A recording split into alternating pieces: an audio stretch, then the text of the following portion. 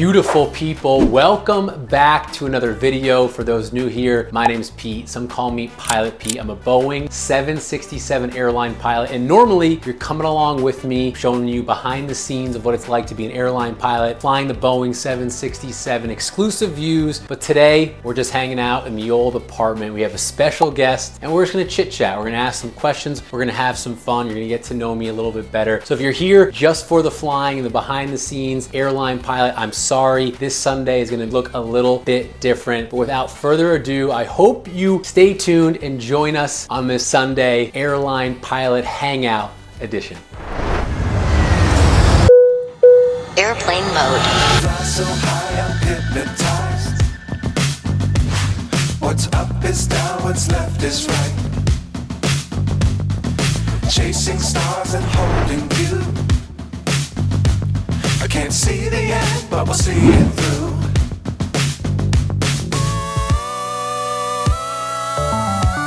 Well, no more need for that silly pilot uniform. And if you didn't guess who the special guest is, it is none other than SJ. SJ, welcome to the program. Welcome to the special edition of Pilot Talk and Hangout. Thank you. It's our first one actually ever doing this, but a lot of people have been asking personal questions, how we met, what it's like dating a pilot, what family life and social life is like being an airline pilot. So we're gonna take that opportunity to do that today. I love that. That's amazing. So first question that the people at home wanted to know is, SJ, where does the name come from? Why are you always referred to as SJ on Pilot Pete's program? That's an excellent question. Also, my aunt even came to me and said, I thought your middle name started with an E. Where does SJ come from? long story short, I bought a juicer off Amazon and I made juices every single day for about 2 weeks straight. And the nickname Sonia Juice came into play. And about after those 2 weeks, I never used the juicer again, but the nickname still stands. Sonia Juice equals SJ. Yep, that's where it comes from. When everyone's typing happy birthday Sonia, a lot of people are spelling it S-O-N-J-A. Well, that's not how we spell her name. It's Sonia, S-O-N-I-A. Yep. But the SJ comes from me. It's a little inside joke. Now you're on the inside, folks. You have entered the inside of the SJ circle. Keep spelling it how you want to spell it. She doesn't mind as long as she gets a shout out. I just like the attention in the comments sometimes, so it's fine. Perfect, perfect. Another question we're always getting asked is how we met. So we have same story origin, but slightly different versions. I'll let you start and then I'll pick it up from there. We met at a bar in Brooklyn. This tall, gorgeous man walked into the bar. Who's that? Perhaps you. And I was sitting at a table with my friends. I just got a drink, but he was at the bar, so I just was thinking to myself, I think I need another drink. Stood up next to him at the bar, but refused to say hi first because I just couldn't do that to myself. If you do that though, good for you, but I just couldn't. I was whipping my hair all over the place and finally got his attention, and we chatted for around 3 hours, and the next day we went on a walk, and the rest is history. Yeah, that was pretty much it. I was going to a friend's birthday party. I had recently just started my journey into not drinking, so loud bars, obnoxious drunk people weren't my vibe at the time. So I told my friends, I'm only staying to wish my friend a happy birthday, and like I'm gonna stay an hour and then I'll be out unless my future wife happens to be there. Ha ha ha. So we walk in, this beautiful tall blonde gets my attention, didn't say anything, so I turned to her. I think the first thing out of my mouth was, what are you drinking? And then the second thing, since we're in a different borough, I lived in Manhattan at the time, we were in Brooklyn, I said, oh, do you live in Brooklyn with your boyfriend? That's a keeper for all you single guys and girls out there. It works both ways. Sonia answered no, and then her rebuttal question to me was, do you live in Manhattan with your girlfriend? Which I then responded no. We had a nice laugh, and the rest is history. Yeah, I was sick of going to like dinner and drinks for first dates, so I really wanted someone that matched my energy and vibe. So asking her on a first date to go on a walk, a lot of people would have said absolutely not to that. I loved it. Sonia was the real one. She said yes. We talked at that bar for 3+ hours, and we went on a 3+ hour walk. And some inside joke also that you guys can get in on. Peter didn't know how to say my name, so when we walked on our first date, it was first it was either Sonia or Sonia. I didn't know which one it was, so I struggled with that mightily. Yep, so he told me after we went on our walk, I just want to give you the heads up, I did have to double check with my friend because I met his friends that night too, how to say my name correctly. So I was calling them like right before I knocked on her door to be like, is it Sonia or Sonia? Sonia, Sonia. They're like, dude, it's Sonia. I was like, okay. I just keep saying that over and over. And fast forward like 2.5 years, 3 years now, we're... 2.5, two-ish, 2.5? 2.5, we're roommates. Time flies when you're having fun.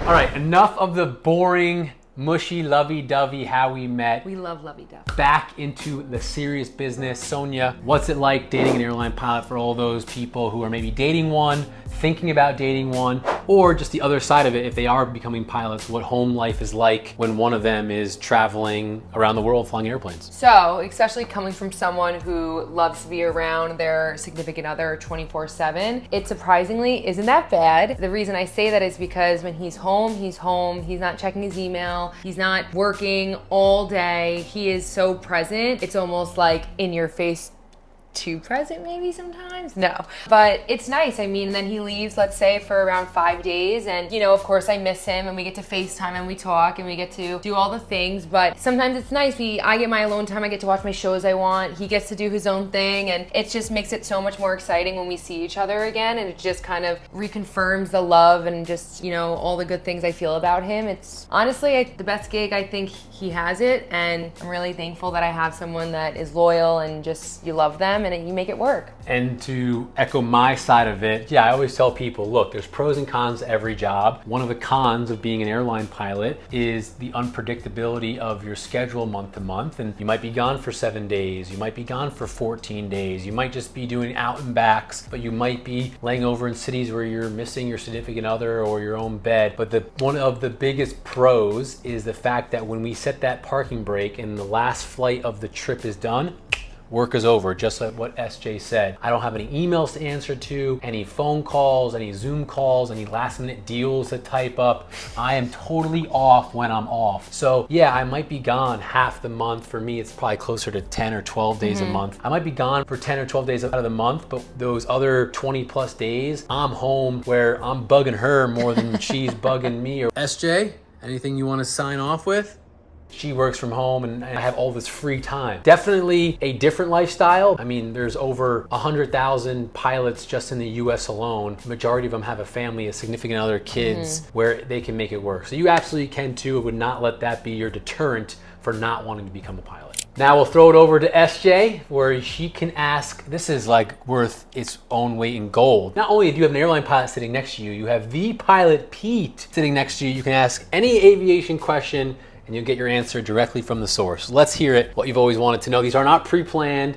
I told her she couldn't ask ChatGPT. What is it that you wanted to know? No dumb questions. You know, that's my tagline, no dumb questions, shoot. So something I always am curious about is when you are on a long flight with a captain that you might have just met that morning, what the heck do you guys talk about if it's an 8-hour long flight? Because I personally would feel a little awkward that I would just talk, that I don't want that awkward silence. So what do you guys do in that situation? Great question. It really depends. Some of the times we may have flown with each other before where that chemistry is already there. I know that he or she likes sports or he or she have the same hobbies as me, which makes it easier. But if the question has never met them before, that's what the pre-flighting aspect is actually part of. Now, it's not in our job description where it says you must get to know the other person and their likes and their dislikes, but subconsciously, that's exactly what the crew is doing. When they meet an hour before the flight, which is what airline pilots have to do, to look over the weather, flight plan, to look at the route, to talk about souls on board, threats that they may have, we're also just making normal human talk. So one of the questions would be like, oh, where'd you fly in from? Did you commute in? Yeah, I commuted in from New York. Okay, right away. This person's a New Yorker. Oh, no, I live here in Memphis, Tennessee. Okay, so he lives here in Memphis. How was your weekend? Oh, it was good. I went to the football game and watched the Jets play or whatever. Oh, he likes football. So you're getting to know each other right when you meet on the crew bus on the way to the airplane while you're pre-flighting. Small questions like, oh, hey, do you mind if I take this phone call? My daughter's calling me. Oh, they have a family, right? So little things like that are already building that puzzle. And then once you do that before start checklist, it's just business. Yep. Taxiing out to the runway, just business. Takeoff, just business. Climb, just business. We have a thing called sterile cockpit, which is anything below 10,000 feet. Then once we get up to cruise, and especially like a long flight, New York to LA, for example, there's just 2 of us, 6.5 hours. It's exactly that. It's like, okay, so, you know, oh, that cooking class you mentioned, where'd you do it? What do you like to cook? Where are your favorite places to travel? So the conversations can really go any which way. Personally, I like to keep it PG, for lack of a better term. Some pilots are going off on tangents about the contract, about money. Politics is a big one, especially this day and age, where I like to stay away from that. Good boy. Talk about just things that are more neutral and more PG. So that's kind of how we pass the time. Last one I'll mention will be, hey, I'm flying with a check airman. So a check airman, do you remember what a check airman is? He makes sure you're doing everything correctly. Yeah, so it's a special rated captain that can pretty much fly the entire flight on their own with a new pilot. So if I'm flying with a check airman, obviously I'm not new, I'm 5 years experience in the 767. He or she as a check airman might know something that I just don't know. So I'll be like, hey, what's the newest thing you learned in the schoolhouse? Schoolhouse meaning like simulators and the lessons and stuff. Oh, well, the FMS can do this and descend rate that, blah, blah, blah. And we'll get into a discussion on that. And before you know it, we're landing in LA. So it goes like that. Just like that. And I'll finish it with this. Sometimes pilots do not see eye to eye, but a vast majority of the guys and girls I fly with are professionals, where even if we're divided literally and figuratively on opinions, we do our job. We make sure our passengers, crew, and cargo are safe. Love that. Another question for you, sir. Yes, let's hear it. It's actually a two-parter. Two-parter, you're gonna have to pay double for that one. Daily double. Okay. When you're taking off and you hear the noise, it's like, that's terrifying. What is that noise? The landing gear. What? So when we take off, the wheels that keep you on the ground and allow the airplane to taxi around the airport, those wheels cause a lot of drag, unnecessary fuel burn if they were just to stay out. Not to mention at the speeds we're flying at, the wind would rip the landing gear off. That's crazy. So we retract the gears. And wheels. The wheels, yeah, we call it a gear, but the wheels, the tires, the brakes, the assembly, everything. Not flying the airplane. So if I'm flying, I say positive rate, or the person flying says, edit. For example, if I was flying the airplane, the pilot not flying would call out positive rate, meaning we've safely and successfully climbed away from the airport. I then would call the command gear up. Oh. The pilot, whether it's the captain or the first officer, would reach over, take the gear handle, the wheel handle for layman's terms, bring it up, and that's when you hear the doors and everything. So everything's fine. The airplane isn't falling apart. Everything's fine. Always, always, always. And then the second part to that question is just they honestly do not correlate whatsoever. It's just weird noises and whatnot. When you're about to land and all of a sudden you just hear noises and you shoot right back up, what's that for? So we experienced that at Fort Lauderdale, I believe it was. It's called a go-around. So it's a very normal procedure that every pilot learns, from private pilots, small planes, all the way up to the airlines. It doesn't happen very often, but it's still a very normal procedure. It could happen for many reasons. I'll name 2. Air traffic control says, hey, pilot P102, meaning my airplane, go around. There's another airplane on the runway. Whether they took too long or miscommunication, whatever it is, we're gonna go around and do it again. The other reason could be if the pilots were unstable, if our approach was unstable. It doesn't mean it's the pilot's fault. It could be winds, it could be weather, air traffic control, a million different things going on. But if we're unstable, meaning our airspeed, our altitude, our attitude of the airplane pitched up too much, pitched down too much, we don't feel stable, it's always safe to go back in the air, because ground causes issues, the air doesn't. Which is so wild. As long as you have the fuel, meaning you have enough fuel for the engines to come back around and try, we're always taught to anticipate doing a go around, and we're lucky if we get a landing. So you're always on top of it, meaning, hey, if anything goes wrong at any point in time, add that power, start a climb, bring the gear up, come back and try it again. It doesn't hurt anyone to do it, again, as long as you got the fuel. Thank you for those answers. I would say that something I learned is that a gear are the wheels. A gear is the wheels, yes. Who knew? Who knew? Not me. Who frickin' knew? Now my turn to ask Miss Sonia a question. What is your favorite part about dating an airline pilot? Ooh, other than that he looks ridiculously handsome in his uniform, Probably the destinations we get to go. He gets a lot of trips where they're called deadheads, where if you watched his YouTube channels enough, and now I know the term, I hope I don't screw this up. Basically, the trip starts in a different city other than his home base. The company has to get him there. And what's nice is his company will get him a hotel, I believe, 2 to 3 days before his trip starts to make sure he's rested and he's ready to go to operate the airplane. So there's been times I'm actually able to go with him, which is super, super cool. We've been to Puerto Rico, Paris, Costa Rica, Tampa. We've been to so many places that I'm so thankful that I get the opportunity to go to. And it's all thanks to his career and being able to have that flexibility with my job that I'm able to go. It's really, really cool. So I think that is definitely the number one thing, what I love about dating an airline pilot. And the negative, because I know it'll be asked, unfortunately my airline doesn't fly people, so SJ does not get free flights. I can't fit in a box. She's coming with me. We're buying her flights with points and with money. Luckily, since I deadhead so much, I have accumulated enough points where we're usually getting them for free. If and when she becomes my wife, she then will have the perks of flying standby on all the airlines that you guys know and love. Before, I always joke with Sonia on this one, before she met me, she had how many passport stamps? 1. Since she's met me, she's had 8 more added or 8 something. more added. So very thankful. be an airline and blessed pilot for so you that. can provide that, or date one so you can get that. All right, we're wrapping up the video. Sonia, we have time for one more question before we have to go to commercial and get our second guest ready. I have a question that I believe 99.9% of people flying airplanes are always curious to know about. Okay. What the heck is the purpose of airplane mode? Ah, great question. Thank you.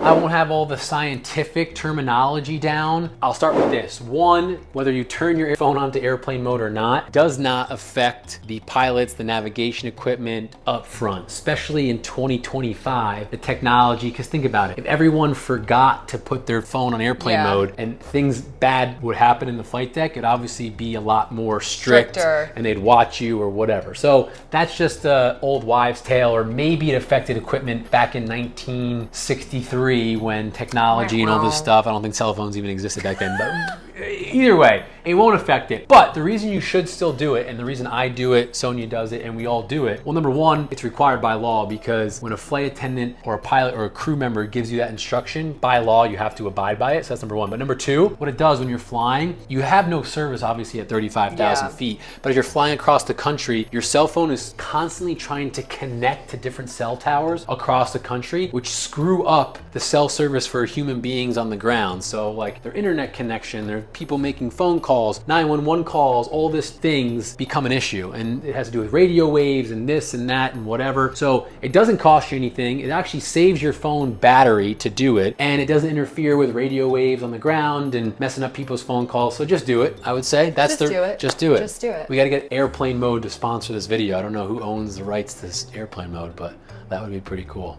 Either way, thank you so much for joining Pilot Pete Pilot Talk with the one and only. Oh, before we go, when are you coming up to try to land an airplane? Because you're getting asked a lot. I know. When is SJ gonna come try to land? I am seeing the comments on it. And you know, the truth is I'm a little nervous. I'm a little scaredy cat. A little nervous? I have severe anxiety over it, but we'll make it happen one day. Maybe I won't have coffee that morning to try to help with the anxiety and the jitters I may experience, but I know that if I'm with the Pilot Pete, all will be fine. All will be fine. We've had her scheduled a few times, but weather, maintenance, the plane's gone down twice for maintenance where we couldn't get her up. She's first on the list, I promise you that.